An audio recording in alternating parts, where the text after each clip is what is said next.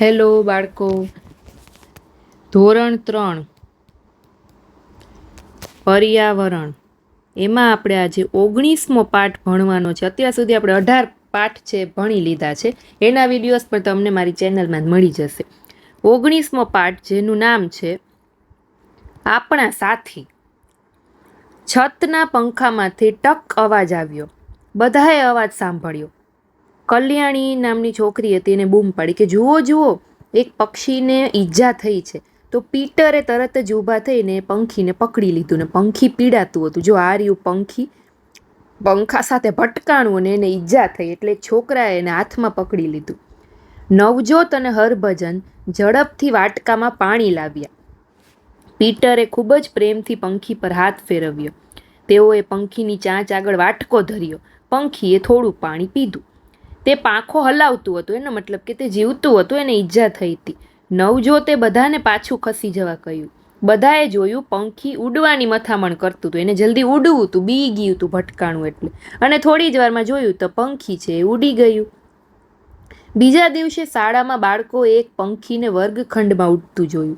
બધાને જાણવું હતું કે આ ઈજા થઈ હતી એ જ પંખી છે કે બીજું. બીજા દિવસે થયું હતું કે શાળામાં બાળકોએ પાછું એક પંખીને ઉડતા જોયું. તો હવે બધાને વિચાર આવ્યો કે કાલે જે પંખીને ઈજા થઈ હતી એ જ પંખી છે કે બીજું છે. એટલે એને શું કર્યું, જલ્દીથી પંખો બંધ કરી દીધો અને પંખીને જોવા તેઓ તાળી પાડવા માંડ્યા. હવે જો એકમની વિગતને આધારે નીચે આપેલા વાક્યોને તમારે ક્રમમાં ગોઠવવાના. સૌથી પહેલાં કયું વાક્ય આવે તો કે બાળકોએ પંખીને વર્ગખંડમાં ફરતું જોયું, પહેલું. બીજું તો કે પંખીને પંખાથી ઈજા થઈ હતી. ત્રીજું તો કે પીટરે પ્રેમથી પંખી પર હાથ ફેરવ્યો. ચોથું તો કે નવજોત અને હરભજન જલ્દીથી વાટકામાં પાણી લાવ્યા. અને પાંચમું પંખી ઉડી ગયું. બરાબર, આમ ક્રમ રીતે ગોઠવવાનું. શંકરની બિલાડી. શંકર ખૂબ જ ખુશ છે. એના ઘરના વાડામાં બિલાડીએ 4 બચ્ચાને જન્મ આપ્યો. બિલાડીના બચ્ચાને કહેવાય કિટન્સ ઇંગ્લિશમાં. આપણે પણ ઘરમાં ઘણી વખત બિલાડી હોય, પાળી હોય કે આવતી હોય તો તમે એના બચ્ચા જ્યારે આવે ને ત્યારે જોજો સાવ નાના નાના હોય, રમાડવાની મજા આવે. તો આ બિલાડીએ 4 બચ્ચાને જન્મ આપ્યો છે.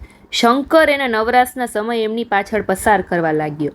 એક સવારે શંકર બિલાડીના રડવાના અવાજથી ઉઠી ગયો.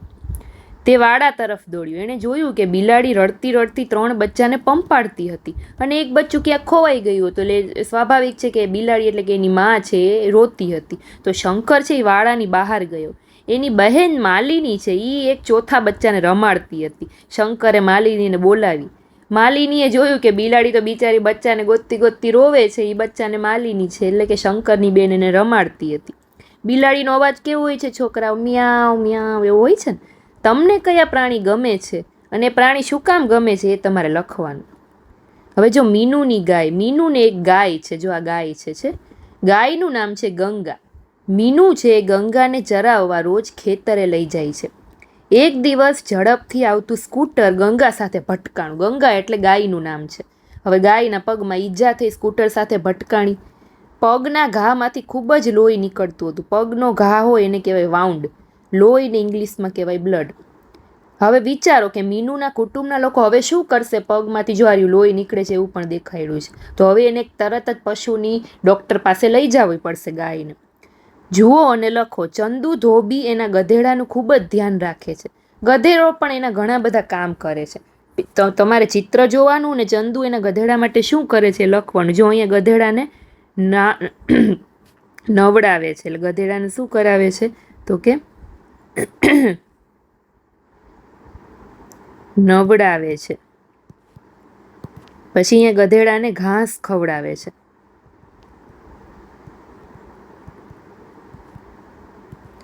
અહીંયા ગધેડાને પાણી પીવડાવે છે. પાણી પીવડાવે છે. અને અહીંયા એ ગધેડાને સરસ મજાનું તૈયાર કરે છે. આટલું કામ છે ચંદુ એટલે કે એનો માલિક છે એ કરે છે. તમારા ઘર કે પાડોશમાં કોઈના ઘરે પાલતું પ્રાણી છે તો કયું? ઘણા એના ઘરમાં ડોગી હોય એટલે કે કૂતરો હોય, ઘણા બિલાડી પાડી હોય. બરાબર, તમારા પાલતું પ્રાણીનું નામ શું છે? તમારે કોઈ હોય તો એ નામ લખવાનું. તમે તમારા પાલતું પ્રાણી માટે શું કરો છો? ધારો કે તમે બિલાડી પાડી હોય તો ભૂખ્યું હોય, ધારો કે કૂતરું પાડ્યું તો તમે શું કરો? તરત જ એનું ખાવાનું એને આપો. કોઈ એને ખીજવે તો તમે એને ના પાડો. એને કાંઈ ઈજા થાય તો તરત જ પશુના ડૉક્ટર પાસે લઈ જાઓ. બરાબર.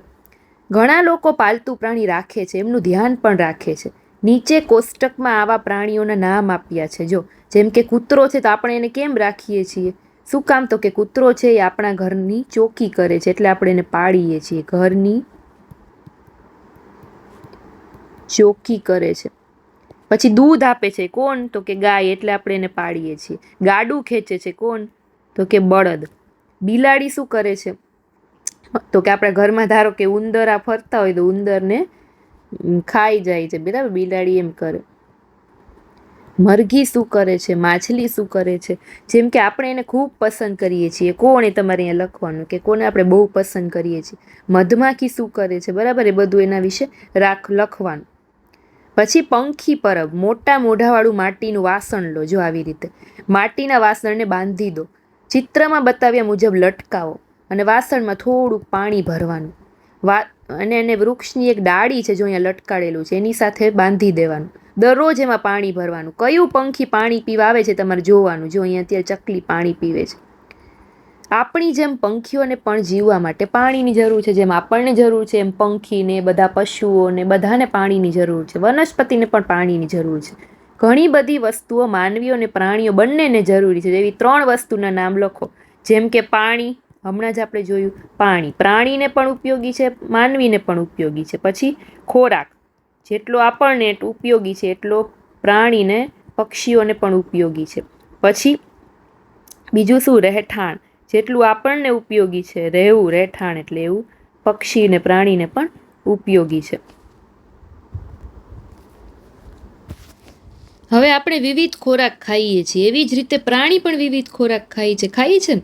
તમે કોઈ પ્રાણીને ક્યારે ખવડાવ્યું છે? ઘણી વખત આપણે કૂતરાને, ગલુડિયા હોય ને બિસ્કિટ આપતા હોઈએ છીએ. બિલાડી હોય તો આપણે એને દૂધ પીવડાવતા હોઈએ છીએ, બરાબર? તમે જે પ્રાણીને ખવડાવ્યું છે એનું નામ લખો. ધારો કે અહીંયા હું લખું કે બિલાડી. બિલાડીને શું ખવડાવ્યું? તો કે દૂધ પીવડાવ્યું, તો અહીંયા લખવાનું. કૂતરાને તો કે બિસ્કિટ ખવડાવ્યું, તો અહીંયા લખવાનું.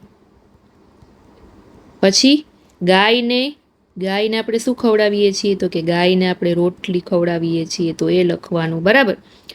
પંખીને શું ખવડાવી શકાય? તો પંખીને આપણે ચણ ખવડાવીએ છીએ, બરાબર? દાણા ખવડાવીએ છીએ.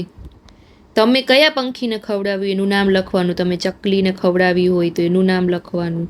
બાળકો સૌથી વધુ કયા પંખીને ખવડાવે છે? તમારી પાસે યાદીમાં નામ છે, શોધો કે તે શું ખાય છે. ઉંદર, વંદો, ભૂંડ, ચામાચીડિયું, કાગડો, ખિસકોલી. ઉંદર શું ખાય? વંદા શું ખાય? ભૂંડ શું ખાય? ચામાચીડિયું શું ખાય? કાગડો શું ખાય? ખિસકોલી શું ખાય? વાંદરો શું ખાય? કરોડો શું ખાય? ગરોળી શું ખાય? બધા વિશે તમારે લખવાનું. કોઈ પ્રાણી કે પંખીએ તમારો ખોરાક ખાઈ લીધો હોય તો તે અંગે લખવાનું. ઘણી વખત આપણે તમે જૂનાગઢ કે એ બાજુ જાઓ તો વાંદરા જ બહુ એ બાજુ તમને જોવા મળે. તો વાંદરા ઘણી વાર શું થાય, આપણે ખાતા હોય ને ત્યાંથી પસાર થાય તો સીધી ઝાપટ મારીને આપણે હાથમાંથી પેકેટ કે કાંઈ પણ વસ્તુ લઈ લે છે. એવી રીતે તમે ક્યારે કોઈ એવું જોયું છે કે તમારા હાથમાંથી ખોરાક લઈ લીધો હોય? કોણ શું ખાય છે? જો જેમ કે ઘાસ કોણ ખાય છે? તો બકરી, તો અહીંયા લાઈન દોરી છે, બરાબર? બીજું શું ખાય બકરી? શાકભાજી ને ફળ ખાય, રોટલી ખાય. એવી રીતે તમારે લખવાનું. જેમ કે જો અહીંયા આપણે લખી જોઈએ કે માનવી શું ખાય? તો કે માનવી શાકભાજી ને ફળો ખાય, બરાબર? માનવી શું ખાય? તો કે રોટલી ખાય, બરાબર? પછી માનવી ઘાસ ન ખાય એટલે ઘાસ સામે ન આવે. પછી ઉંદર છે એ શું ખાય? ચકલી છે એ શું ખાય? બધું તમારે અહીંયા જોડવાનું. ગરોળી છે એ શું ખાય? સાપ છે એ શું ખાય? કીડી છે એ શું ખાય? જેમ કે આપણે લખીએ કે ગરોળી છે એ મચ્છર ખાય. ઘણી વખત તમે જોજો દિવાલમાં બેઠી હોય ને તો બહારના મચ્છર ખાતી હોય, બરાબર? એવી રીતે એ તમારે જોડવાનું છે.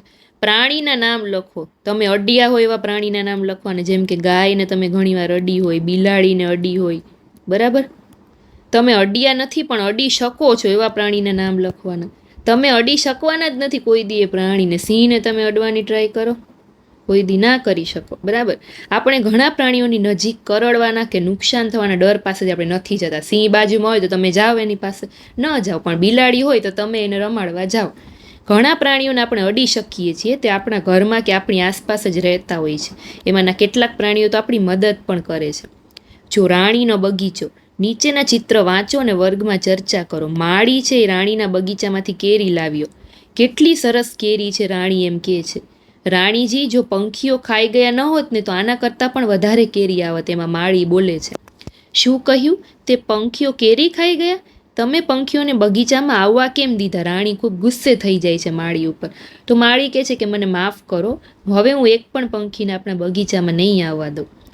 હવે બીજા વર્ષે શું થાય છે તો કે ગયા વર્ષ કરતાં ઓછી કેરીઓ છે, તમે પંખીઓને બગીચામાં આવતા કેમ ન રોક્યા? તો માળી કહે છે કે મેં તો પંખીને તો રોક્યા હતા, મેં એક પંખી આવવા નથી દીધું. પણ આ વર્ષે શું થયું તો કે કીડી કેરી ખાઈ ગઈ.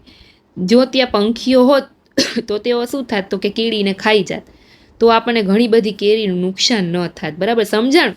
એને પક્ષીને કાઢ્યા તો કીડી કેરી ખાઈ ગઈ. એટલે એ માળી એમ કે જો આપણે પક્ષીને ન કાઢ્યા હોત ને તો પક્ષી બધી કીડીઓને ખાઈ જાત ને આપણી કેરી પણ બચી જાત. છે સરસ મજાનો પાઠ હતો.